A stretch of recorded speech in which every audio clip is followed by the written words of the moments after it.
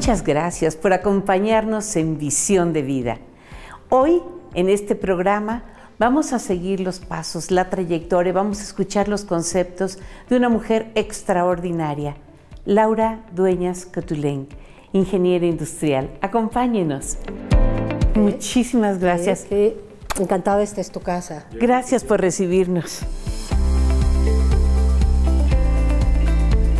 De verdad estoy muy agradecida con Laura Dueñas, nuestra entrevistada, nuestra anfitriona, porque conozco y valoro su tiempo.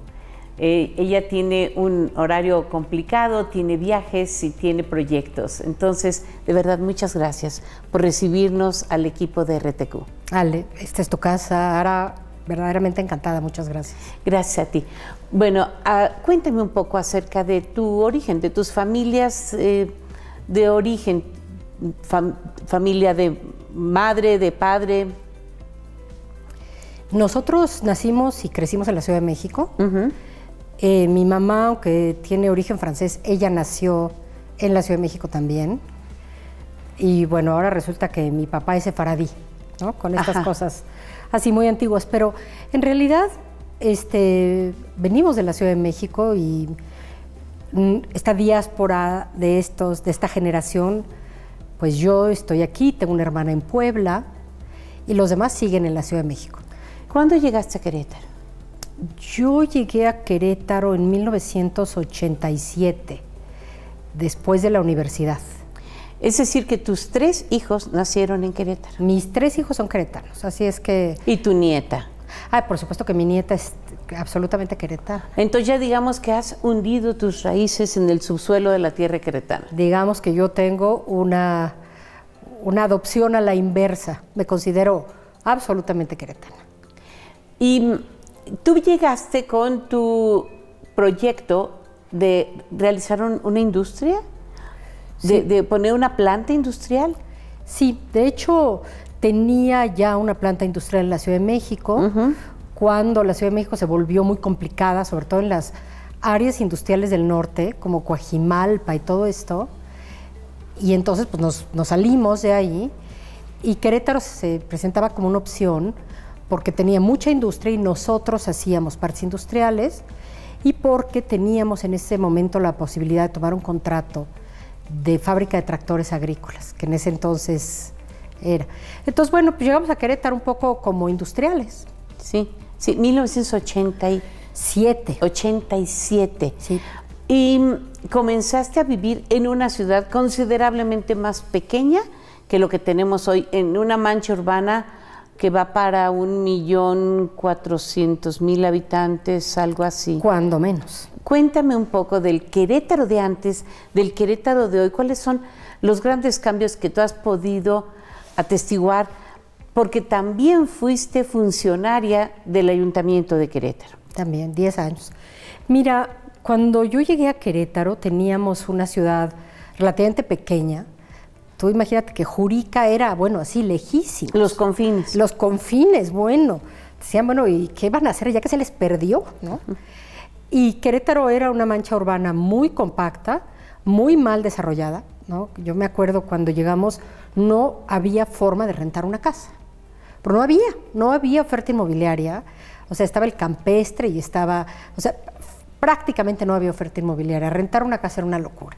Sí. Y siento que ahora ha habido un desarrollo exponencial. A mí no me hace muy feliz porque siento que hemos desaprovechado muchísimo el compactar la mancha urbana. Y hemos verticalizar algunas verticalizarla, compactarla, y yo no hablo de una verticalización de 30 pisos, pero una verticalización de 4 pisos, de 5 pisos, ¿no? Me imagino, por ejemplo, Jardines de Querétaro, perfectamente verticalizada. La Cimatario. Exactamente. Estas colonias cercanas sí, al centro histórico, a la delimitación del centro histórico. Pero con una... Pues que cuando tú compactas la mancha urbana, pues los servicios se vuelven mucho más sencillos, mucho más eficientes. Imagínate un camión de basura que tiene que ir a Cibatá, ¿verdad? O a, ya ni siquiera sé, sí, mucho más allá de Juriquilla. Entonces sí siento que en ese entonces la mancha urbana no existía, era prácticamente un centro histórico con algo por ahí, por allá, Te digo que lo más lejos era así como irte a Jurica. Juriquilla era una cosa muy pequeña y muy delimitada. Y bueno, siento que Querétaro ha crecido dentro de todo muy bien. Tengo que decirte y reconocerlo absolutamente, ha estado gobernada por gobiernos inteligentes, capaces, que han sabido tener técnicos capaces, ¿no? Yo estuve muchos años trabajando para el municipio de Querétaro y yo siento que era un municipio que tenía una mirada técnica muy seria. Tú tenías a cargo turismo. Sí. O sea, todo el desarrollo del turismo en el municipio de Querétaro. Lo que pasa es que... Era desarrollo económico, ¿verdad? Tu área, tu cartera. Primero era una dirección de desarrollo económico, porque no existía a nivel local, era solamente a nivel estatal. Yo entro a trabajar con Paco Garrido para generar esta área de desarrollo económico local, que era una innovación panista porque no existía, era siempre algo que tomaban los estados. Uh-huh. Y después de eso se hace más sofisticada esa dirección y se vuelve una Secretaría de Desarrollo Social, que entonces tiene una cartera mucho más amplia. Teníamos cultura, deporte, el área de promoción industrial dentro de la misma área de desarrollo social y los temas también de combate a la pobreza. O sea, teníamos una serie de programas y de políticas públicas, exactamente, diseñadas para generar empleo, para emplear a gente que venía de los reclusorios. O sea, sí era una cuestión muy amplia. Claro que naturalmente en una ciudad que crece como crece Querétaro y un municipio que adquiere funciones mucho más complejas, pues esta mega área tiene que... Y ahora ya tienes un área de turismo, tienes un área de juventud, tienes un área de desarrollo urbano, de desarrollo económico, ya... Así ha crecido. A ti te tocó ver la proyección, el diseño, la construcción y la consolidación del centro cívico. A mí me tocó, fíjate, fue un trabajo precioso. Y el Centro Sur, en general. No había Centro Sur. El Centro Sur era muy simpático, estaba completamente abandonado. Y te digo abandonado porque aunque el desarrollo era previo de ICA, prácticamente no había detonado. Esta fue una idea magistral de Rolando García, que algún día me dijo a mí, ¿no? Hazme un listado de cuánto pagamos de rentas por las oficinas de Querétaro. Y entonces él fue el que vino con esta idea y fue una idea, para mí, uno de los mejores administradores que ha tenido Querétaro porque construyó este centro cívico para el futuro. Él ya no se iba a sentar ahí. Uh-huh. O sea, construimos 22,000 metros cuadrados en algo así como 18 meses. Fue una locura. Y la idea era consolidar, ¿no?, el trabajo administrativo, no solamente en un mismo techo, sino en un mismo sistema. ¿No? Yo nada más te voy a platicar, el día que nos mudamos había 2,000 cafeteras que se iban a desechar y algo así como 500 impresoras. De todas las oficinas. Todas las pequeñas oficinas que a la hora de que se vuelven una... ¿Y qué hicieron con ellas? Pues ya no me acuerdo qué hizo. ¿Las remataron? ¿No? Pues seguramente, ¿no? El área de adquisiciones y que se encarga de estas cosas, no lo sé. Pero para que veas la genialidad del esfuerzo y de la intención, claro, de convertir ese centro cívico en un centro neurálgico para una ciudad que ya iba a ser una cosa muy grande y muy seria. El centro cívico tiene ahora 20 años ya. Sí. Y sigue funcionando. Y se ve tan nuevo. Bueno, esa es una cuestión por el diseño arquitectónico, ¿eh? El diseño fue de Enrique García Formentí, un gran diseñador, y todos los materiales están diseñados para que 30 años lo vas a seguir viendo perfectamente nuevo. Es lámina vidriada, es una bola de cosas muy, muy interesantes. Es muy, muy bello. Cuéntame ahora de tu experiencia en la industria. Y tú como proveedora, bueno, como productora, proveedora de piezas para la industria, yo recuerdo tus viajes a China, a América Central. Tuviste varios productos dentro de tu línea, digamos, de producción, entre ellas luminarias. Sí, al final tuvimos una empresa de luminarias de LED para vía pública, uh-huh, que entonces era una innovación. En el 2013 apenas nosotros hablábamos de esto. Y cuando empezamos a tratar de traerlas de China, porque eran ahí donde se conocían, pues sí descubrimos que no tenían ni la calidad, ni de ninguna manera la capacidad de proveer al municipio con un esquema de seguridad. Y de calidad, es decir, ¿qué hacías si fallaban? Tuvimos alguna malísima experiencia con algunas primeras que compramos hechas, así es que empezamos a traernos diseños diseñados en Querétaro, fabricados en Querétaro, patentados en Querétaro, una luminaria que después se vendió mucho en industria. Hasta en otros países. Hasta en otros países, vendimos mucho en Sudamérica y bueno, una pieza central de la luminaria se seguía haciendo en China. Si en este momento estuvieras frente a un grupo de jóvenes que están a punto de graduarse de la universidad y quieren emprender sus propias industrias, sea solos o en grupo, con socios, en cualquiera de sus formatos que hay para las asociaciones mercantiles, ¿qué les recomendarías? ¿Cuáles serían como 3 pasos fundamentales para iniciar una industria? Guau, vaya pregunta. Pues mira, primero descubrir si eres un empresario, porque aunque suene muy atractivo, no todo mundo es un empresario y no está mal ni bien, ¿no? Hay gente que es un magnífico empleo toda su vida y eso está bien. Para ser empresario hay que tener un poco esta vocación, esta mirada a lo absurdo, porque ser empresario en México son palabras mayores, ¿no? ¿Es un riesgo, es un reto? Claro, es un riesgo, es un reto. Y bueno, pues que estén dispuestos a seguir aprendiendo. Yo siento, por ejemplo, he platicado con algunos ingenieros recién egresados y yo les pregunto, bueno, ¿y sabes algo de derecho? No, eso no es lo mío. Bueno, pues si no estás dispuesto a poder entender un contrato, a poder revisar un contrato, crear un contrato, pues te va a generar muchos problemas. Claro. Entonces, un empresario es una gente que tiene que estar dispuesta a seguir aprendiendo toda la vida, a entender que el emprendimiento es absolutamente multidisciplinario, a aprender a evaluar que no hay nada mejor que los números para entender un negocio, ¿no? Y eso se te da muy bien a ti. Esos me encantan a mí. La parte Esos me encantan de proyección, de revisar una hoja de cálculo. Bueno. Si la parte financiera... Un Excel completo. Bueno, eso sí es muy emocionante. No, y aprender a encontrarle un gusto a la contabilidad, un gusto a pagar impuestos. Una empresa que no da para pagar impuestos no sirve, ¿no?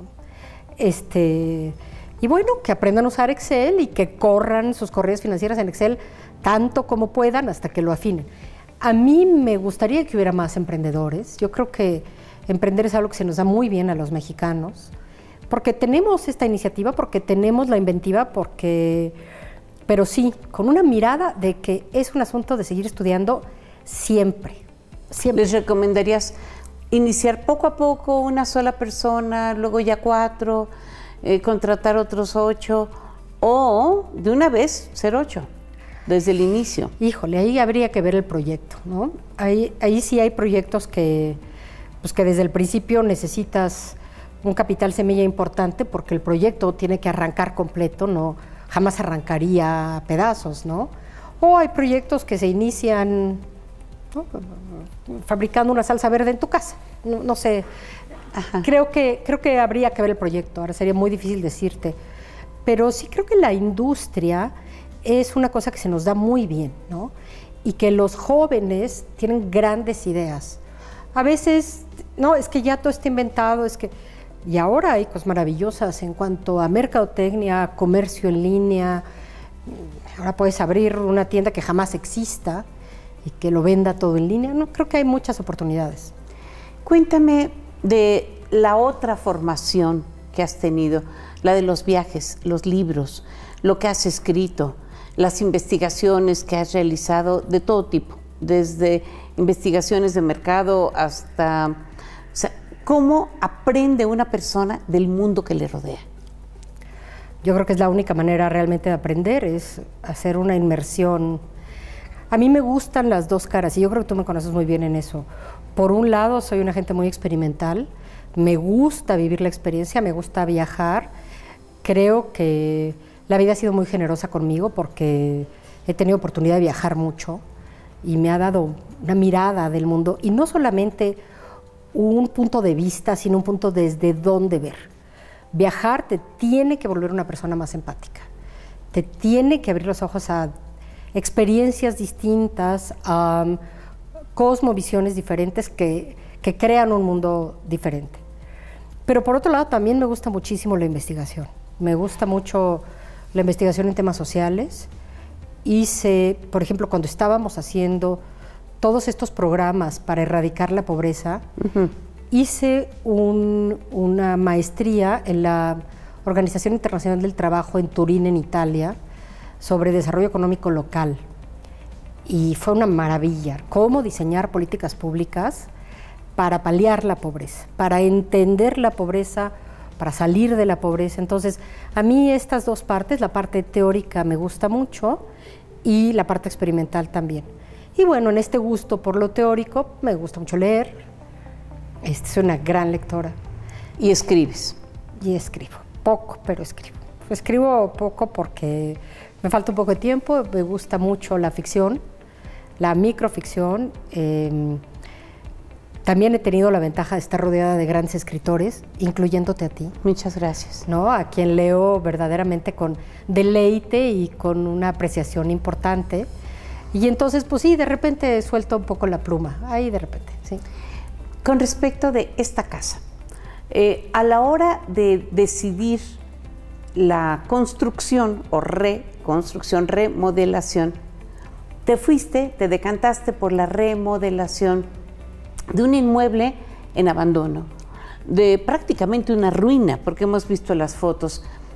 ¿Qué piensas tú de la integridad de los barrios, de la conservación del patrimonio material como sustento del patrimonio cultural?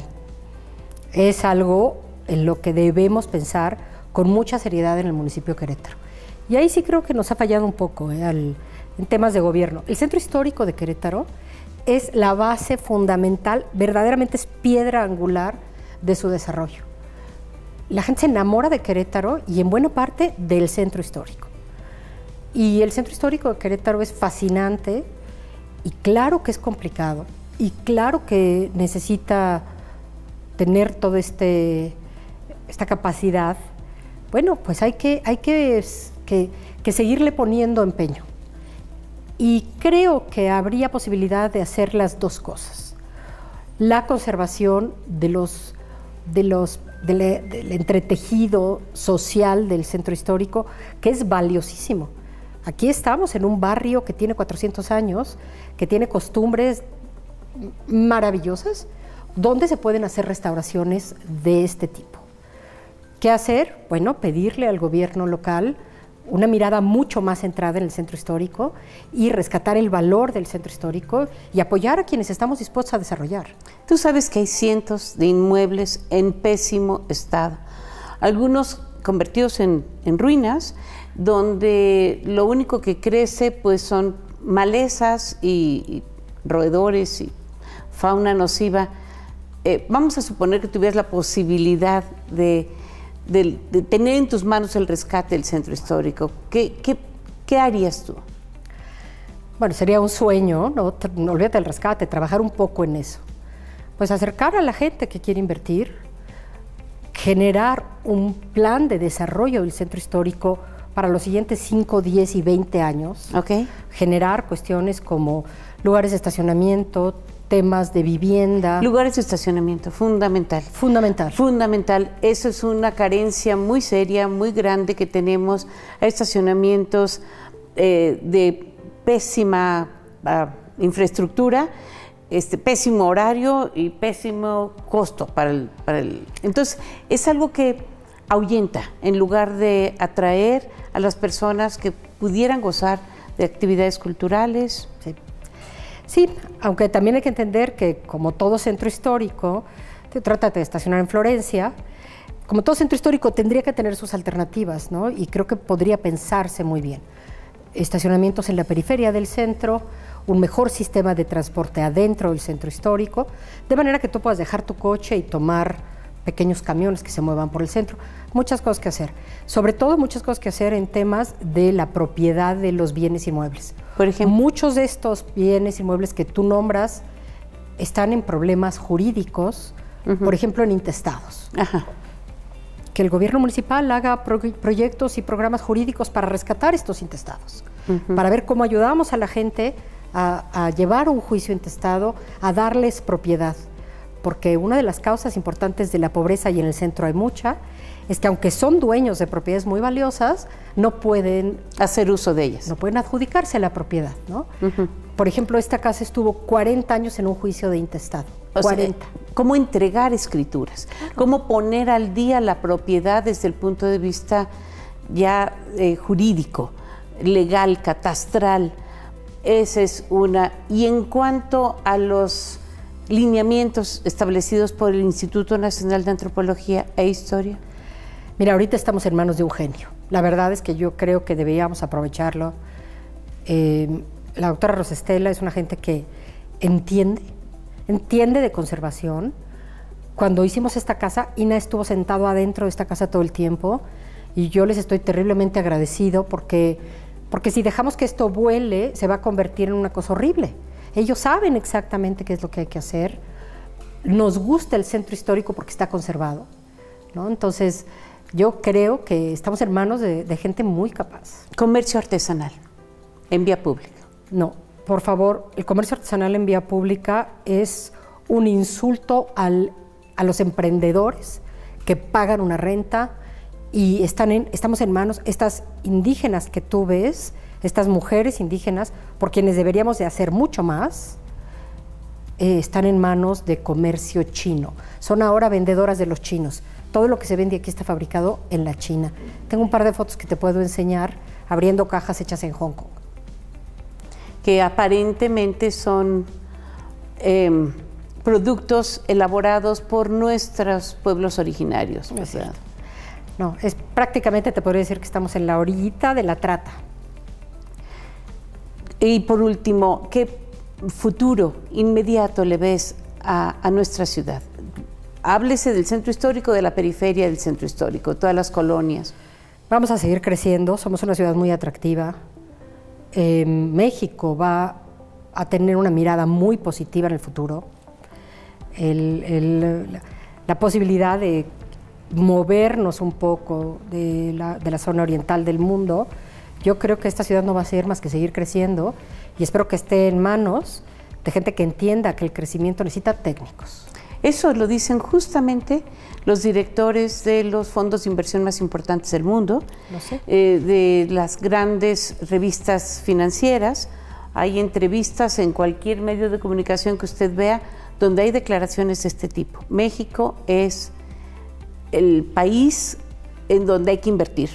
El nearshoring nos permite tener puertas abiertas para la maquila junto con uno de los más grandes mercados del mundo. Junto con quiere decir en la orilla y siendo socios.